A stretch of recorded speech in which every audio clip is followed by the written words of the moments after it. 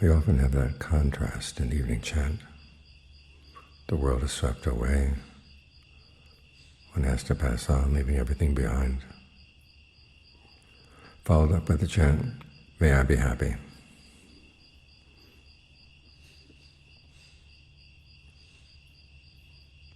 The earlier chants sound like a lot of bad news, but the bad news is there to serve something good.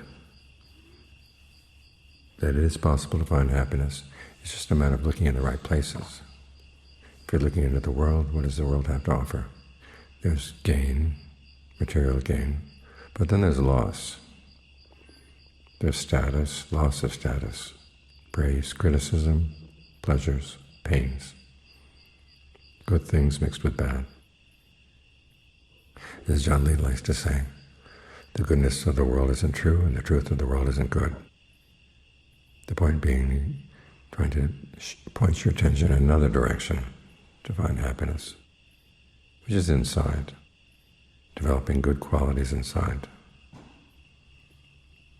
We have these potentials inside that can accomplish a lot,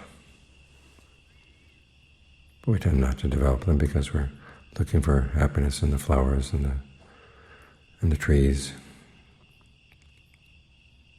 Anything but developing good qualities inside. So we have to learn how to appreciate this process of developing and abandoning. That's the Buddha's shorthand for the path as a whole, the right effort in particular.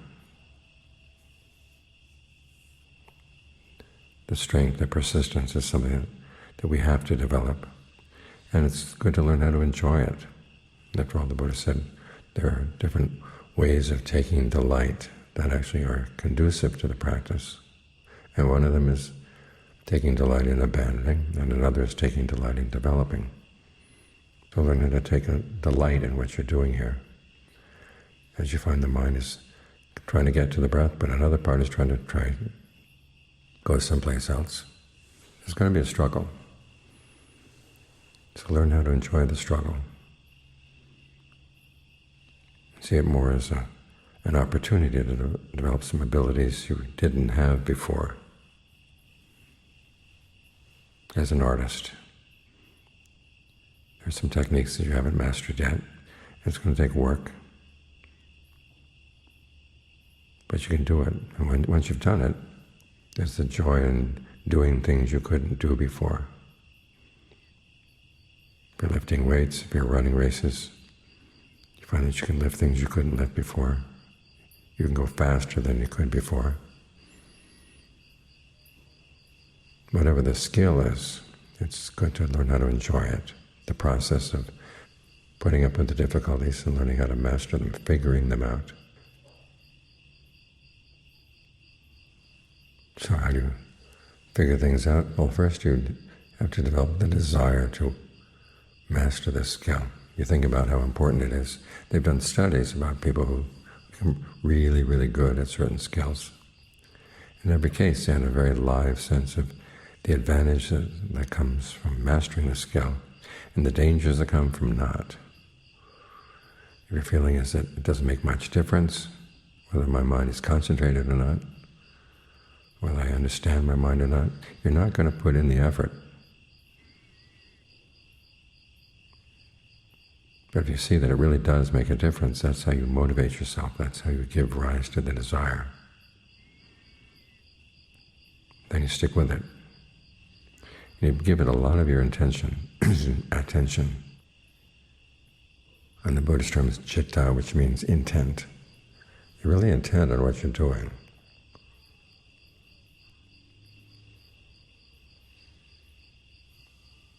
I was teaching a retreat in France a while back, and there are a lot of questions on what to do with the different energies in your body, what to do when there's a headache, when you're trying to settle down, pains in the back, pains in the legs, a lot of nuts and bolts kind of questions. And those are the questions that show that people really are trying to master things. Because concentration, mindfulness are not abstractions. They're skills, and skills involve a lot of technique. You got the values, you go through the desire. And then in persistence, you work on the techniques, and this is where you get down to the details. Someone raised the question. Here we are trying to understand the deathless dimension of the mind. And what are we talking about? We're talking about pains in the knees. Well, pains in the knees are one of the things you need to master in order to get to the deathless. You need to understand pain, and your mind's relationship to pain, if you're going to get past it. And if you can't get past it, you're not going to get to the better stuff. Or as Dogen used to say, the realization of the third noble truth is the same thing as the development of the fourth noble truth. What he means is that you focus on developing the good qualities of the path, and there in the act of developing you're going to see things you didn't see before. So as for the details, don't feel that they're tripping you up.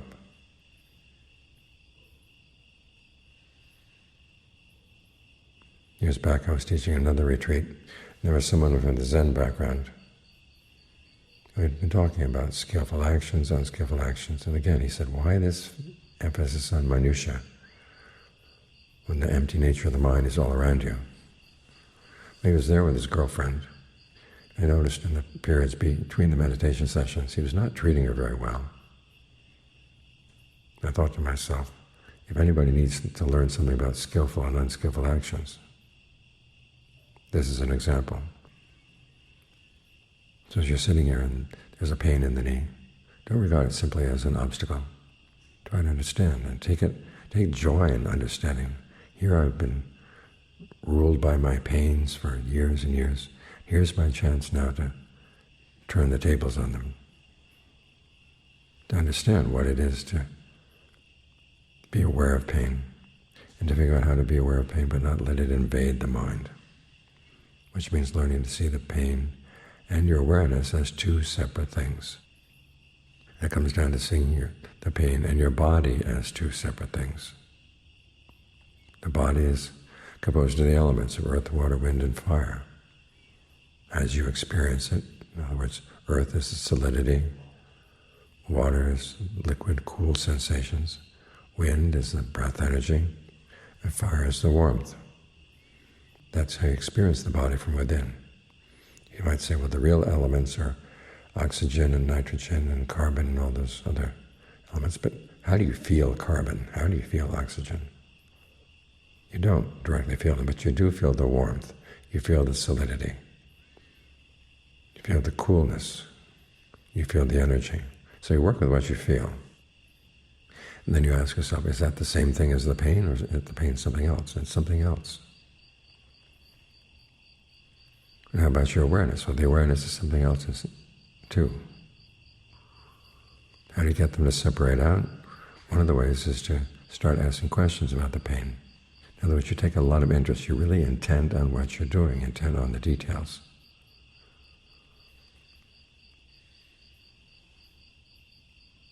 Where's the sharpest point of the pain right now? If you look for it instead of running away from it, you find that it runs away from you.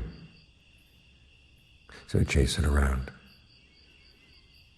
And even though you're sitting in pain, you find that changing the balance of power inside is enjoyable. What used to scare you is no longer scary. And you can take joy in that fact. Then finally, there's analysis, where you try to analyze what's going on. That's the asking of the questions. These are the qualities that the Buddha said are basis for success. They're also part of right effort. The definition of right effort is that you generate desire,